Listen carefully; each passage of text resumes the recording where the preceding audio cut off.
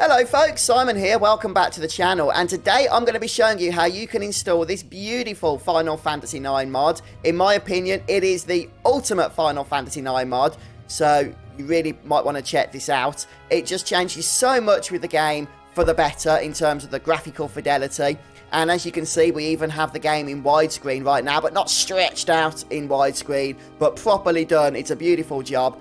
You will need the Steam version of Final Fantasy IX to use this mod, but apart from that, you know, it's pretty easy to install, so I'm going to give you the tutorial anyway. This updates, like I say, pretty much every aspect of the game: the world map, the battles, the field screens, just pretty much everything. It does such a good job. I really love it, so I can't wait to do a complete playthrough of Final Fantasy IX with this mod installed the next time I'm able to do so.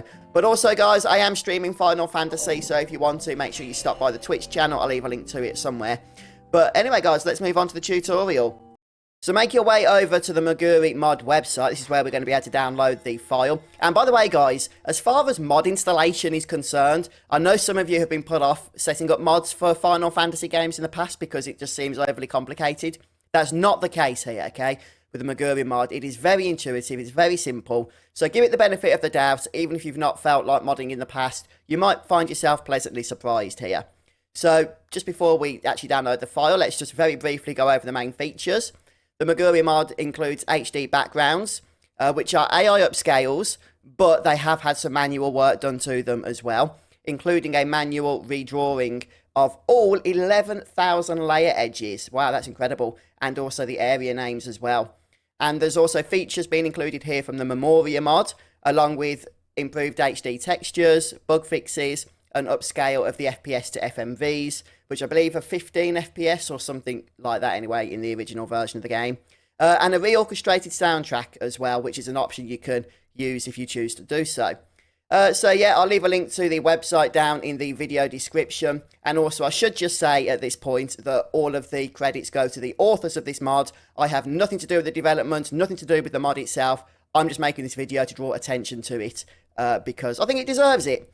So what we're going to do is go ahead and install the mod. We first need to download it.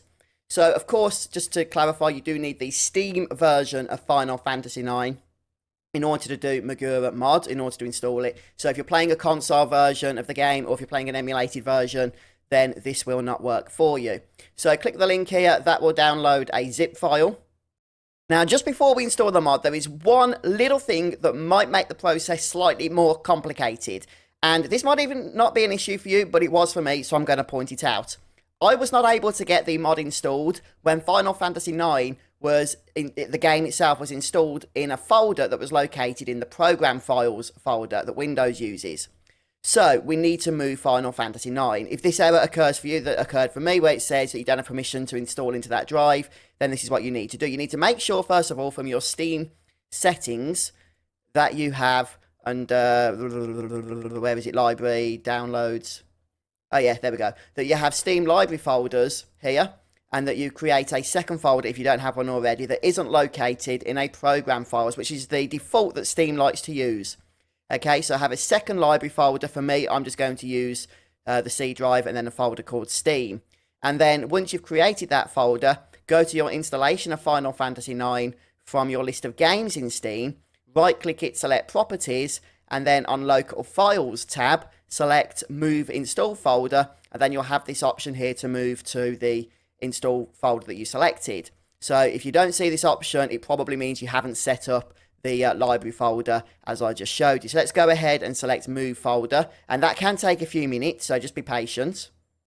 Once that's happened, I would recommend just playing the game or selecting the play option. Make sure that everything loads correctly, that your save files still work. The Steam Move stuff is really pretty good, but, you know, you don't want that to mess up and then you install the mod and your game doesn't work and you think the mod's broke it all when really something just got corrupted when moving files. Okay, so once you've gone through that process, what we're going to do then is go ahead and open the zip file that we downloaded, or rather extract the zip file that we downloaded, which is what I've done here. And the zip file itself is quite big. It comes in at over 5.5 gigabytes. So if you've got internet like mine, be prepared to be patient during that part of the process. And once we've unzipped that file, we'll have 3 files. And the one that we're interested in is the exe file. Now, we're going to leave these other zip files here. The mod's going to take care of all of that installation for us. Like I said, the process is very simple. So I'm going to run this as an administrator. I don't know if that's necessary, but let's just go ahead and do so anyway. And just before we go through the very easy installation process, I'm going to find the new folder that I have Final Fantasy IX installed into, which is C:/Steam, and then Steam Apps, Common, Final Fantasy IX. There it is. And I'm just going to go ahead and copy that address. So then when the mod asks for it, which it has done so here, we can just paste that straight in. And now we get to select what it is that we want to install. So the actual mod itself is Moguri Mod, but then there's these optional extras as well. I'm going to disable orchestral soundtrack, mainly because I'm doing this YouTube video, and that just seems like a good idea. If I was not doing this publicly, this is for my own, playtime, then I would almost certainly have that installed. I'm going to disable the FPS FMVs just to speed things up, and I think we'll keep the other things active. So let's select next. You can use or not use any of these. I'm just going to go ahead and disable the cheats enabled, and then we're going to install. Right, there was no errors for me this time installing the mod because of moving the game out of that program files folder, but it does take a few minutes to install. It took about 5 minutes, so you do have to be patient as it does that. But once it's installed, all we need to do is select play here as usual, only this time we'll get the new launcher. So this is the mod launcher as opposed to the original game launcher. You can adjust a couple of settings there as you could before. So let's go ahead and launch the game. Not sure why it tries to launch half on one monitor, half on another. Okay, so straight away you're going to notice that we've got the PlayStation fonts installed, and I think they're a nice touch. I do like them. Now, I understand they're not going to be for everybody, but in a moment I'm going to show you how you can adjust some settings if you wish to. So then you can have a play about with various things as well. Right, so let's select continue. And here we have it. I'll tell you what, I do love these new backgrounds. They're absolutely phenomenal. They really are. But you may have noticed that the background isn't widescreen, even though we selected the widescreen option earlier on during installation. And that's because not every background has received the widescreen update. I believe it's to do with how much movement there is going on. There's quite a bit on this particular background. But if we go to the next screen here, then you can see that this is in widescreen, and it looks really, really good. So I was a little bit nervous about selecting the widescreen option in case it stretched everything out, but it absolutely does not do that, as you can see. The perspective here is absolutely spot on. Now, one thing you're going to notice is that battles may seem a little bit faster. That's actually because they're taking place at a higher refresh rate of 24 FPS. Now, I personally think this is really, really helpful, and will just let you get through the game a little bit quicker without having to mess about. But if you don't like these faster battles, then you can lower the FPS, and again, I'll show you how to do that in a moment's time. But let's just go ahead and escape this battle. So, as you can see, battles themselves are also looking absolutely fantastic as well. Of course, you could be using that reorchestrated soundtrack. One thing to note as well is that the main menu has also been updated to take advantage of that widescreen selection that we made use of, which is nice to see. And oh my goodness, this is beautiful. It's beautiful. Just look, I've never seen Final Fantasy IX looking so fantastic. I've got to say, it really, really does blow me away. It's just incredible.